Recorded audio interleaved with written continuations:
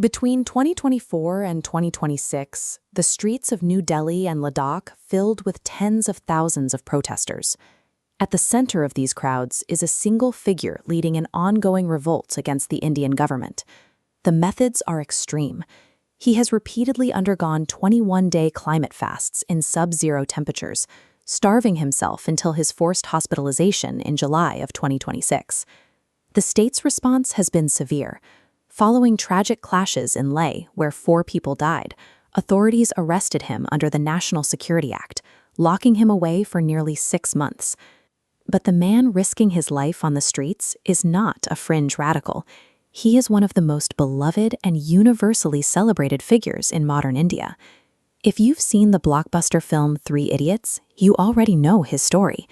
He is the real-life inspiration for the cheerful, eccentric genius Wangchuk, famous for engineering quirky solutions to deeply entrenched problems. In the real world, his name is Sonam Wangchuk. He is a globally recognized environmentalist and technologist who has spent his life collecting prestigious honors, like the Rolex Award for Enterprise. Look at the contrast between the man who comfortably shook hands with global elites and the frail, exhausted activist currently refusing food on a New Delhi pavement. Why did India's most famous problem solver abandon his laboratory to become a starving prisoner of the state? To understand his methods, you have to look at how he was raised. Born in the isolated, high-altitude village of Alchit in Ladakh, Wangchuk had no access to formal schooling until he was 9 years old. When he was finally enrolled in a school in Srinagar, the teachers spoke a language he couldn't understand.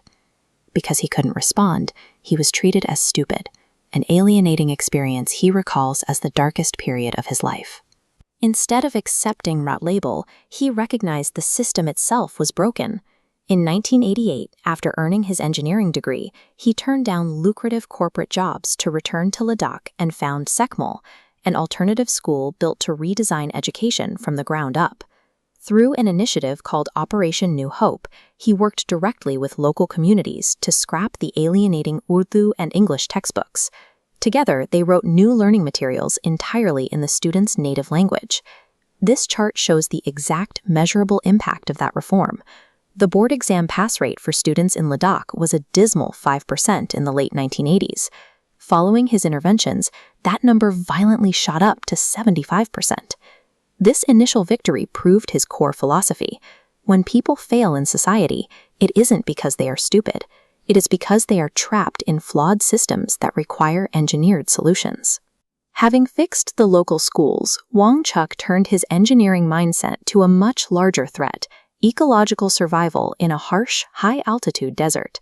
He noticed that stream water was going to waste during the winter, while farmers faced severe droughts in the spring. His solution was the ice stupa, piping winter water downhill so it freezes into giant vertical cones of ice that slowly melt and irrigate crops exactly when the farmers need it. Next, he applied his skills to military infrastructure. This diagram illustrates his passive solar mud huts, designed to replace the massive amounts of highly polluting diesel and firewood the Indian Army burns to fight off sub-zero temperatures. Staying with this model, the thick earthen walls capture the sun's rays during the day. It traps that thermal energy inside, maintaining a comfortable 20 degrees Celsius indoors, even when it's minus 20 degrees outside, requiring zero fossil fuels. He had successfully engineered physical structures to conquer both the educational and climatic challenges of his homeland. But an engineer eventually hits a wall when the terrain itself is pulled out from under them. Wangchuk realized that hyper-local green innovations cannot stop macro-level exploitation. Ladakh's fragile ecosystem faces the threat of massive industrialization. Without legal protections, heavy mining and corporate lobbies are pushing to extract the region's resources. Ice stupas and zero-energy mud huts lose all their value if the glaciers feed into corporate runoff, or if the land they sit on is sold off to the highest bidder. This visualization represents his current core demand: getting Ladakh included in the 6th schedule of the Indian Constitution. This legal framework acts as a shield, protecting indigenous tribal land rights and deflecting unchecked heavy industrial development. Wangchuk recognized that environmental protection requires political power. He had to stop engineering physical structures and start engineering legal safeguards. This pivot to political activism brought catastrophic personal consequences. The state responded with force, placing him under the National Security Act for 170 days, while he resorted to agonizing, continuous hunger strikes to force the government to the negotiating table.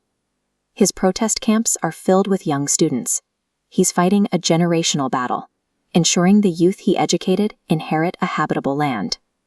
The man who built schools in artificial glaciers hasn't changed his approach. He is applying the exact same relentless, uncompromising drive to his ultimate project, securing the survival of his homeland, even if it costs him his life.